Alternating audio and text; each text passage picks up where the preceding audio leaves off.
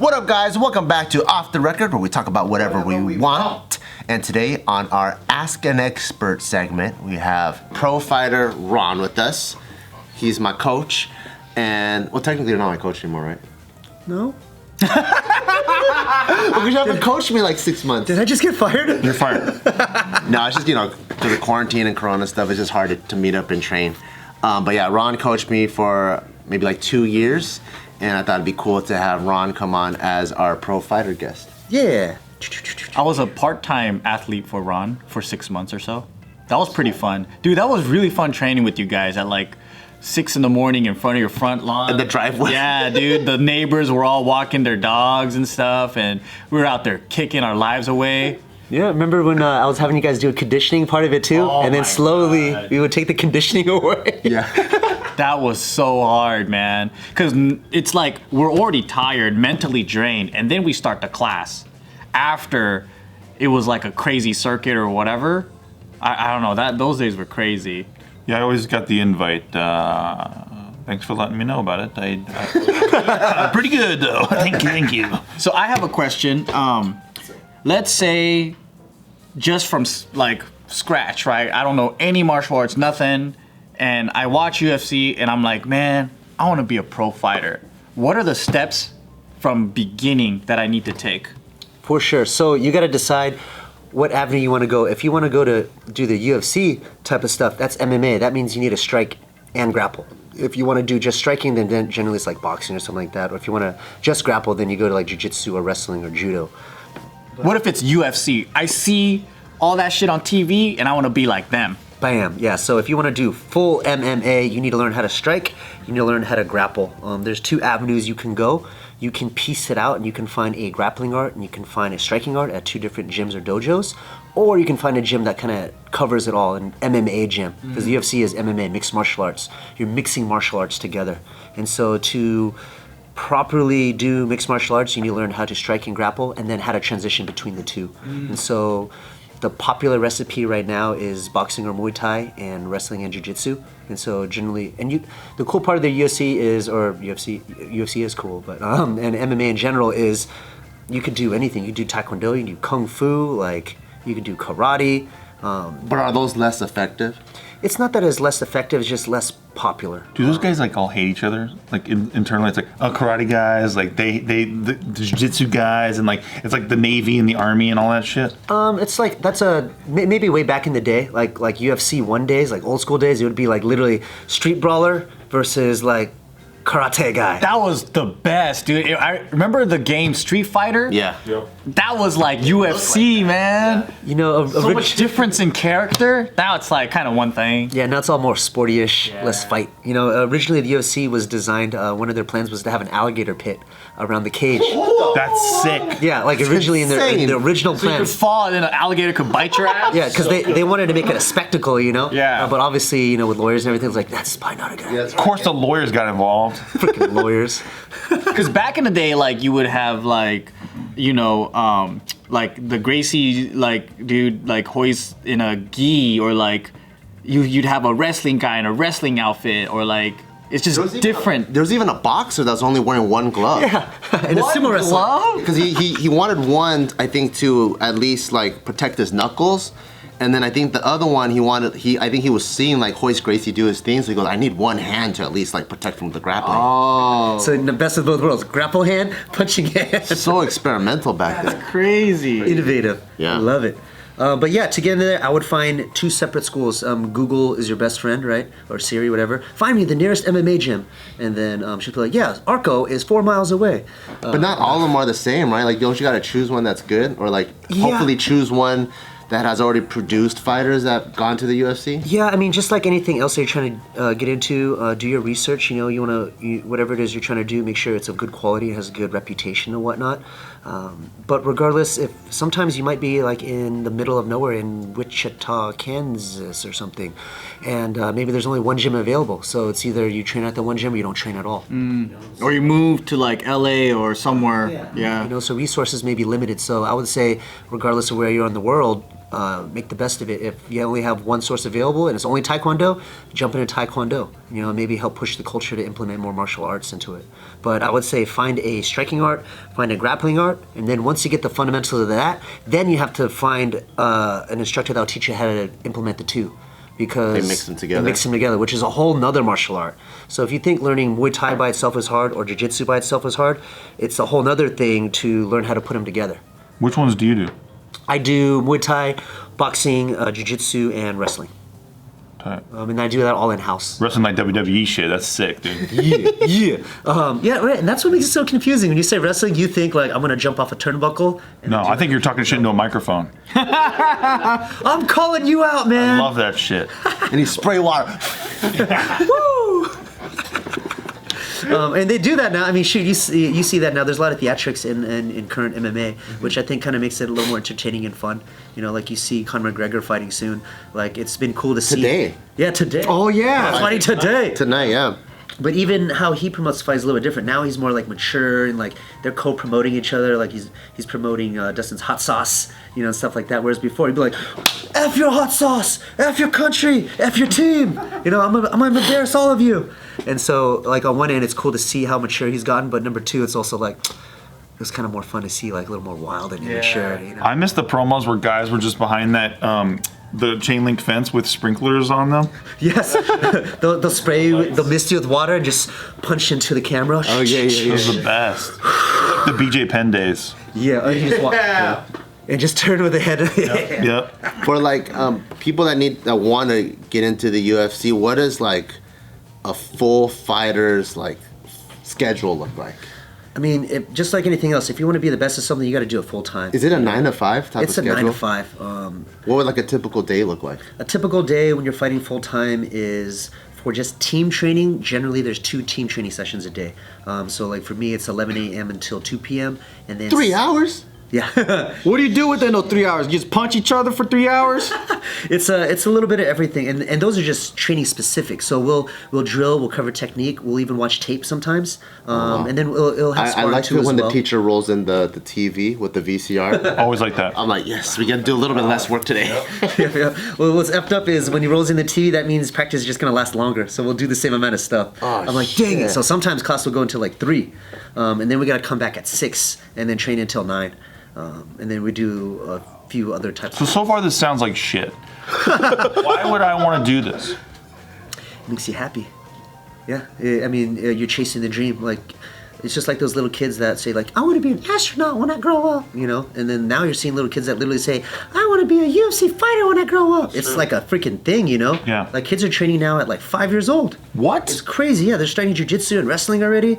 Like, they already have better technique than most of us.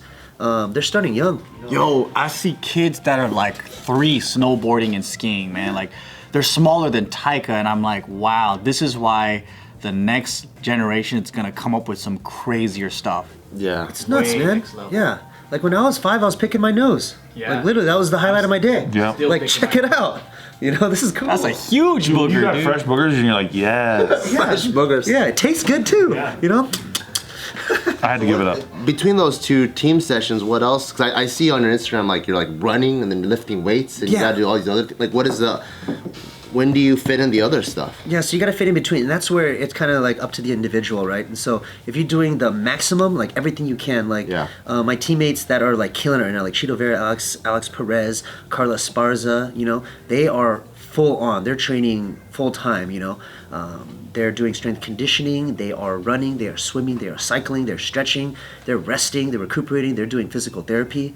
Wow. Like literally this whole thing takes a whole day. I mean, therapy alone takes like 2 hours. They're sitting there and they'll put some like gizmos on you and your muscles will twitch. And they'll wrap you in ice. They'll like strap a chain to your head and like stretch your neck to like lengthen your spine. All kinds of fun stuff. Wow. But it's literally a whole day, and rest is important too. You know, a lot of people really downplay how important rest is. You know, our culture is like, if you rest, you're lazy. You know, whereas like it's quite the opposite. You know, if you rest enough, it actually makes you more productive. You know, and so let's say a regular schedule, 6 a.m. I'll be running. I need to rest, eat. You know, and then 11 a.m. I train, 2 p.m. I'm out, strength conditioning from like 2 to 4, eat, rest a little bit more, and then 6:30 you're back on the grind with the team, and then you train again, and then at night you just kind of relax for the rest of the night. You eat, you rest, and then in the morning you do it all again. When you say rest, do you mean like taking a nap? Like you take 3 naps a day? Kind of just like kind of chill, like don't work out anymore. Just watch stuff. Yeah, because you don't want to be spent out for like night training. How do you make time for Netflix? There's none. Hulu? There's nothing. Absolutely nothing. Maybe fight tape. Wow. So let's say the training part, we went over that. Now when you're ready to like start competing, how do you get into, like what are the leagues or levels you do before you get into the UFC? Yeah, do you start in like a garage? Someone's backyard? Shoot, you can. I mean, some of these guys in the UFC do start from the garage. They start, Like Kimbo? yeah, Kimbo Slice, dude. Oh my gosh, Jorge man. Masvidal too. Fudge, yeah. He started from the street, now he's freaking one of the biggest stars there are. You either go viral and famous or whatever, or kind of like how the Paul brothers got into boxing, Yeah. like that, or if you don't do that and you're not like an Instagram sensation or whatever, if you're going the traditional route, what does that look like? What are what's the amateur level, and then you become pro and all that? It's a really long route, and it's not even cookie cutter black and white. You do these things, you will get there. You do these things and you'll increase your chances of getting in, because it's one, you have to be qualified, you have to have the right resume, but number 2, they have to want you. Like literally UFC has the power to be like, you fit everything, you're undefeated, you're 50-0, nobody has beat you, but we don't want you. Maybe because maybe your personality's not there, or maybe we just don't like you, and we don't think you're a good fit for our company, and they can do that. Holy shit. So you spend your whole life chasing this dream, and it's not guaranteed. But that's everything in life, Isn't that what happened to Colby Covington, where he was like killing it, and on paper he was like a really good fighter, but they were gonna cut him just because he didn't bring in like a crowd, and then so he adopted the whole like MAGA thing, started wearing like cheap suits, and then all of a sudden started being a shit talker. Now he's a star. Yeah, so all the people that are like, wait, this isn't even the real Colby Covington, he put on an act, but all of a sudden now he's like a big star. Yeah, I mean, part of, especially fighting, for whatever reason, fighting, entertainment plays a huge role. The biggest stars, the highest paydays have been from people that have made a ton of splash on news. Conor McGregor's, Ronda Rousey's, Jon Jones. Like, Jon Jones is like the biggest name in MMA, and he puts out the most news, especially unrelated fight news, right? And so... Like cocaine and like DUIs and stuff. Yeah, Rampage Jackson, running in the middle of an intersection, like crashing his car in the middle of the street and running around. Like, that's the type of stuff that people want to see. I personally love it, yeah. Yeah, people want to see. It's a TV show, and so it plays a huge role. So you got to fight. You got to find a team. You can go solo, but it's so much harder. You need to find a manager, a sports manager, a sports agent to get in the UFC. I mean, at that level, it's so hard not to get in without a proper sports agent. Like, it's the same thing as getting in the NFL without a sports agent. How the heck are you going to get in there? So you need their contacts, you need their resources, you need their guidance. You fight at the local level, turn amateur, fight enough until your coach decides or your management team decides you're ready. Then you fight at a local level, at a pro level, and then you fight there, and then pretty much you make your pitch to the UFC. They have matchmakers that make the matches, so you actually have to get in contact with them. You don't actually talk to Dana White at all. You talk to matchmakers. Right now it's Sean Shelby and another gentleman. Your agent would do the talking for you? Yeah, generally. What's a matchmaker? So they're these Like guys Tinder, out there. right? Like Tinder and eHarmony. Yeah, exactly. They're the Tinder. They're UFC Tinder guys, or Tinder person. So it'd be like this guy fighting this guy, that'll make a good fight. Literally, fireworks It's there. actually a really good analogy, because literally the line of fighters trying to get in the UFC are line, and so they'll come in right, left, right, left, and they'll just start swiping away. But even then, So there's a lot of fighters. there's a lot. Even right now, like for me and my management company at Radium Sports Agency, they have. For me, there's 36 people in my weight class in that sports agency. Wow, so they represent you and 35 others. In the same And weight all your class. competitors. Yeah. Shit. And that's just one sports agency. And so for me to get that last minute call, so just to have some context, to get that last minute call, for me to get the call from the UFC, I am 8th in line. So they're going to call 7 people before me for that last minute call to get in the UFC before I get the call. So those 7 people have to say no for me to get the question. Like, You're fucked. You want in. Odds are against me. Yes. Horrible odds. Horrible odds, but I still have a chance. All right, I like it. So keep chasing them. But that's like football players, right? You only get X amount of every year, and then there's so many people that want to play football and that are qualified, but they can't get in. Yeah, that's just that's the reality of chasing something that a lot of people can do. The odds are horrible. I mean, look at how many people are trying to be influencers and get paid through YouTube and stuff like that. It is few and far in between. It is hard to get there. They should quit. I think professional sports is probably harder to do than social media, because social media, it's like to be the top guys, yeah, it's fucking hard, right?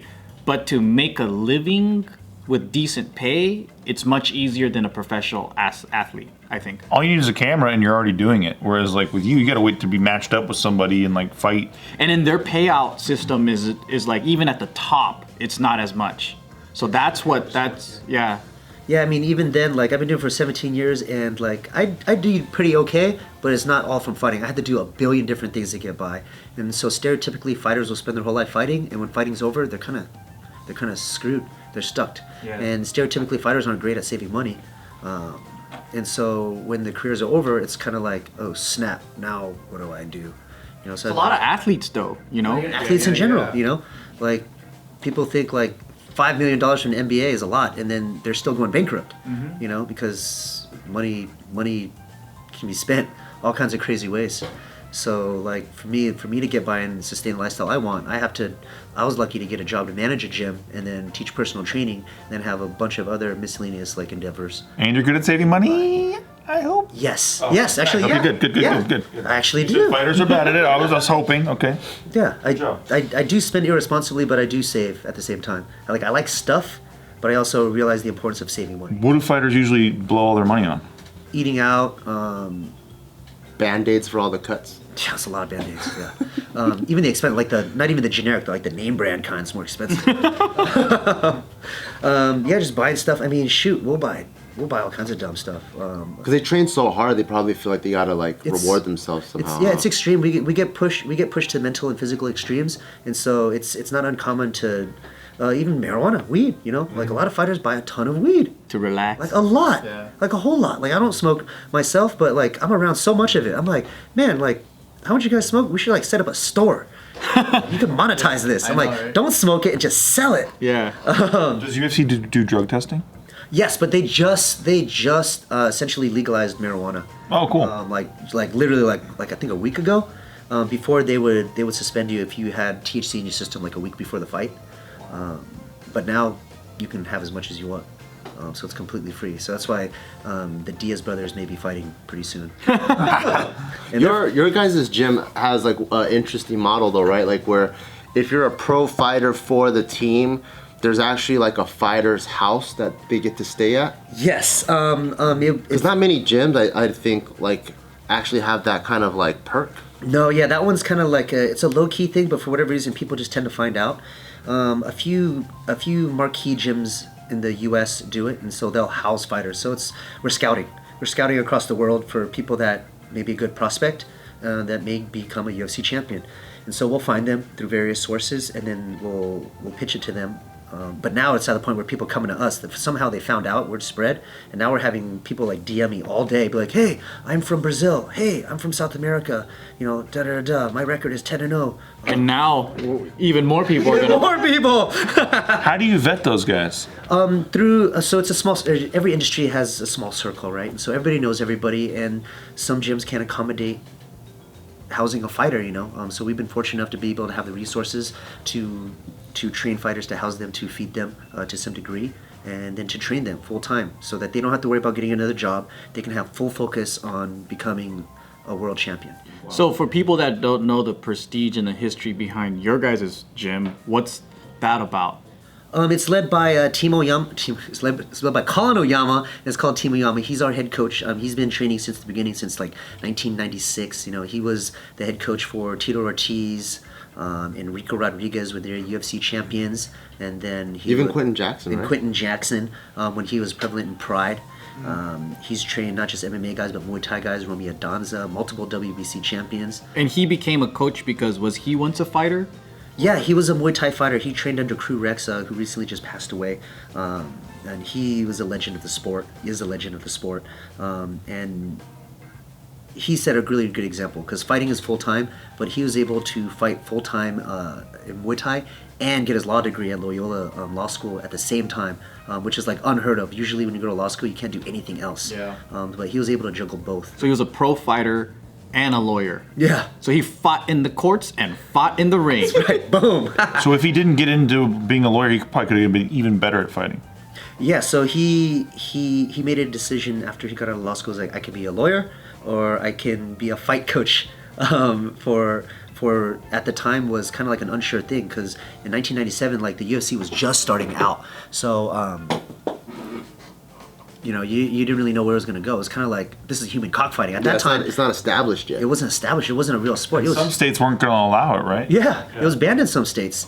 And so he was doing his thing, and he had his team for a while. It was a lot of old school guys like Rob McCullough, like all these guys. Oh, are I now- remember Rob McCullough. Yeah, From like all Huntington these, Beach. Yeah, Huntington Beach, Tank Abbott, like all these old school guys. damn. Yeah, he trained all the old school guys. And then now he's got Carlos Esparza under his belt, which is the first UFC strawweight champion. Alex Perez, he just fought for the title. Carla for the flyweight Esparza is the title. one on YouTube where you see her punch me in the face and I bleed all over the place. It was quite fun to Pretty watch. cool. I think I had like a few droplets like hit me. I was like, So she's like this tiny little girl. We just did we thought it'd be a funny video for like a powerlifter to fight a UFC fighter, except it's a chick. And what does she weigh? Like maybe like 110, 120? yeah.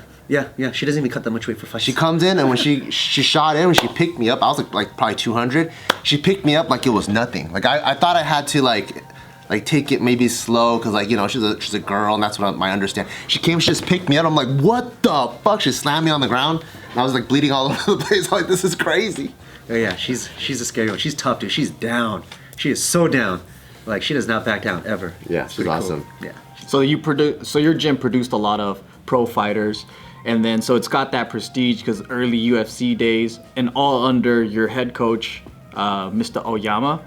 And so if he was a striker, like a kickboxer, right, and he never really learned jiu-jitsu, like how, or did he?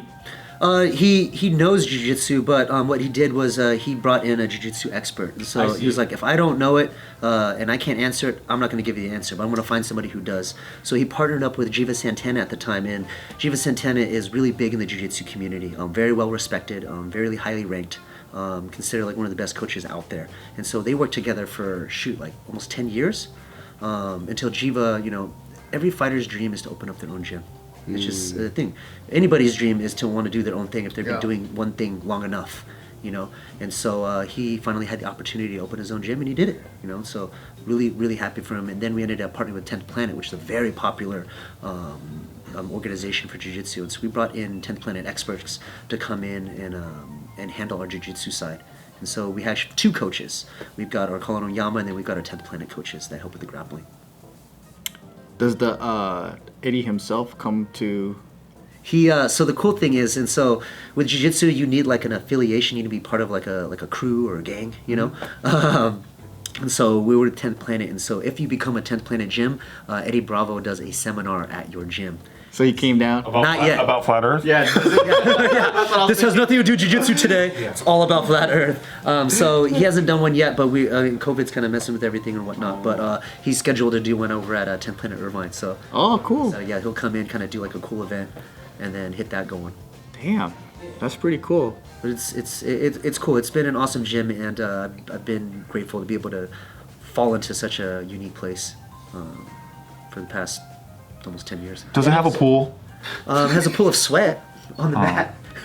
They're really cool guys. I went to train with them. It's super fun, and there's just people of all levels. Like, you have your like mid-afternoon moms coming in for kickboxing. You have your kids after school, and then you have your like morning serious pros, and it's just such a great mix with a good vibe. Yeah, we have this, so it's like carpet, this mat area, like you need mats to train in, and right in the beginning of the mat area, there's all these little holes from the stilettos from all the girls walking in normal clothes, and it's usually the new people because it goes, oh, please don't step on the mats. They're like, why? I was like, because that happens And it pokes it through. Pokes it through. So like next time you guys come look at the mats, there's a bunch of little holes in there because High heels from after work. Yeah. coming in, just people coming in stilettos, just popping holes in the mat. I'm just like, there's no point in replacing it. It's just gonna get holy again. Do you guys have the little 5-pound weights? Yeah, we got 3-pound weights, 1-pound weights. Okay, cool. You know, funny enough, 1-pound weights can be really difficult. I can like have a 1-pound weight over your head, and you'll be like, oh my gosh, He what is knows this how to over? make things torturous. Oh shit.